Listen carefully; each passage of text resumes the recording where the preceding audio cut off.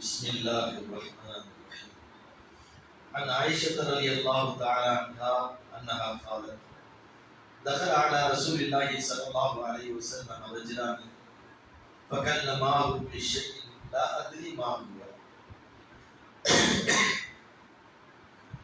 فأغضباه فلعنهما وسبهما فلما خرجا قلت يا رسول الله من أصاب من الخير شيء ما أصابه هذان قال وما ذلك؟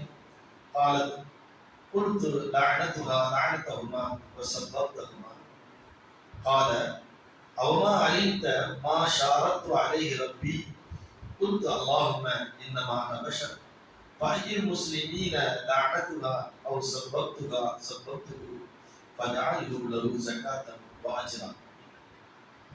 அந்த ஆயிஷா ரலியல்லாஹு தஆலா அன்ஹா அவர்கள் அறிவிக்கிறார்கள், நபிகள் ஸல்லல்லாஹு அலைஹி வஸல்லம் அவரிடத்திலே இரண்டு மனிதர்கள் வந்தார்கள்.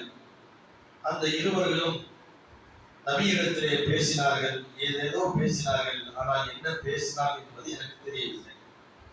ஆனால் நபிகள் ஸல்லல்லாஹு அலைஹி வஸல்லம் அவர்கள் அந்த இருவர் மீது கோபப்பட்டு அந்த இருவரையும் சபித்தார்கள். வசப்போகமா அந்த இருவரையும் திட்டினார்கள்.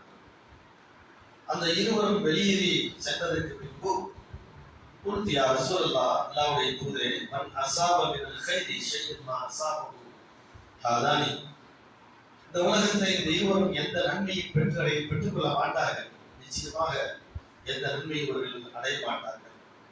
அதற்கு அல்லாஹ்வுடைய தூதர் கேட்டார்கள், மாதாக்கி, அது என்ன காரணம், ஏன் அந்த இருவருக்கு எந்த நன்மையுமே கிடைக்காது என்று கேட்டார்.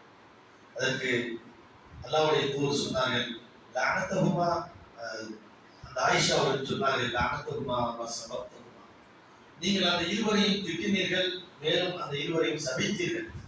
அப்படி இருக்கும் பொழுது எப்படி ஒரு நன்மையை அடைவார்கள் என்று நான் கூறினேன்.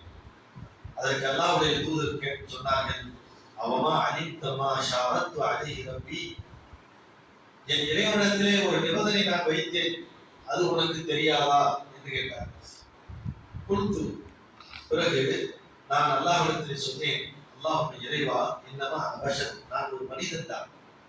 ஃபஅயில் முஸ்லிமீன லஅனத்துஹு அவ் சபப்துஹு, ஏதாவது ஒரு முஸ்லிமை நான் திட்டினாலோ அல்லது சபித்தாலோ ஃபஜஅல் லஹு ஸகாத்தன் வ அஜ்ரா, அந்த மனிதனுக்கு அதை பரிகாரமாகவும் நன்மையாகவும் மாற்றி விடுவாயாக என்று நான் அல்லாஹ்விடத்தில் கேட்டேன்.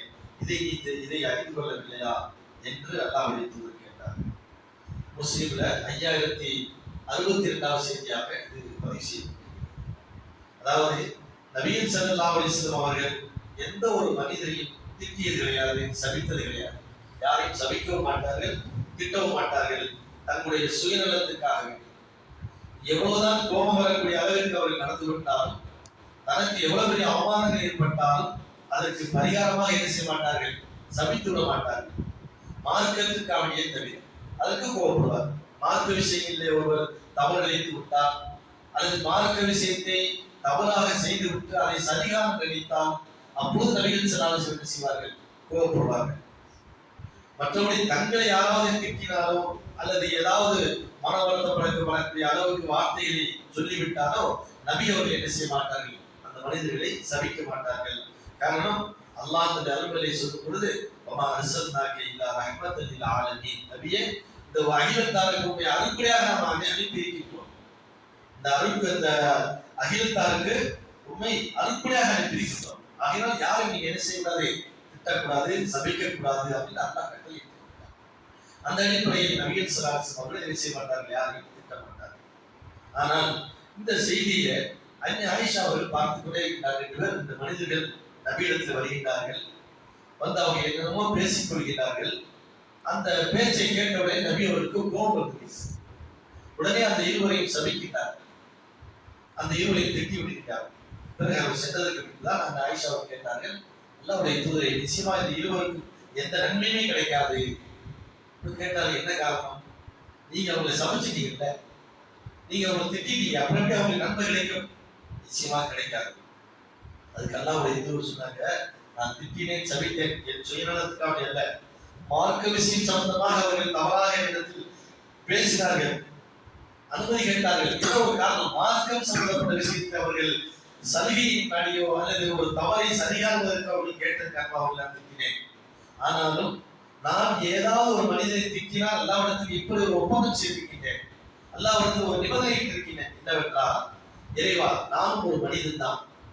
யாரையாவது நான் திட்டினாலோ அல்ல மன வருத்தம் படும்படி பேசினாலோ அந்த வார்த்தையை அவருக்கு நன்மையாக மாற்றிவிடுவார், அவர் செய்த குற்றத்துக்கு அது பரிகாரமாக ஆக்கிவிடுவாயாக என்று நான் துஆ செய்திருக்கின்றேன் என்று அறிவித்தார். அப்போ ஒரு மனிதனை நாம திட்டக்கூடாது. அப்படியே ஏதாவது ஒரு மன வருத்தப்படக்கூடிய பேசியிருந்தால் கூட அல்லாஹ்விடத்தில் நாம் என்ன செய்யணும்? யா அல்லாஹ், நான் பேசிய தவறாக இருந்தால் இன்னமான வருஷம், நான் ஒரு மனிதன் தான். ஆகினால் அவருடைய மனம் புண்படக்கூடிய முறையிலே என் வாயிலிருந்து வரக்கூடிய அந்த வார்த்தைகள் அவர் மனதை புண்படுத்தி இருந்தால் அவரை நீ மன்னித்துவாயாக. இதே வார்த்தையை அவருக்கு நீ என்ன செய்வாய்? நன்மையாக ஆக்கி அதற்கு நீ பரிகாரமாக ஆக்கிடுவாயாக அப்படின்னு என்ன செய்யணும்? நாம துஆ செய்யணும்.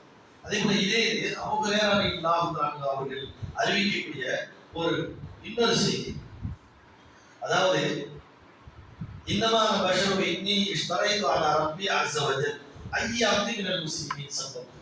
எந்த முஸ்லிமை நான் திட்டினாலும் அல்லாஹ்விடத்தில் ஒரு பொதுவாக ஒரு நிபந்தனை திட்டினேன், இறைவா, நான் ஒரு மனிதன் தான், நான் யாரையாவது திட்டி இருந்தால் அதை நீ என்ன செய்ய வேண்டாம்? கணக்கில் எடுக்க வேண்டாம், அவரை மன்னித்துள்வாயாக, அவருக்கு அதை பரிகாரமாக நன்மையாக மாற்றிடுவாயாக என்று நான் அல்லாஹ்விடத்தில் துஆ செய்திருக்கிறேன் என்றும் என்ன செய்திருக்கிறார்கள்? கூறியிருக்கிறார்கள். ஆகையினால் எந்த ஒரு மனிதரையும் நாம் என்ன செய்யக்கூடாது? முன்படக்கூடிய முறையிலே திட்டக்கூடாது. அதே போல அசிங்கமான வார்த்தையை கொண்டு ஏசிவிடக்கூடாது. அப்படியே நாம் ஏதாவது நடந்து விட்டால் கூட அந்த மனிதருக்காக நாம் என்ன செய்யக்கூடாது? அந்த மனிதனுடைய பாவத்தை நாளைய மறுமையில நம்ம போய்க்குவோம். உண்மையிலேயே அது அவர் செய்யாமல் இருந்தால் அந்த குற்றத்துக்கு நாம் ஆளாகிவிடுவோம்.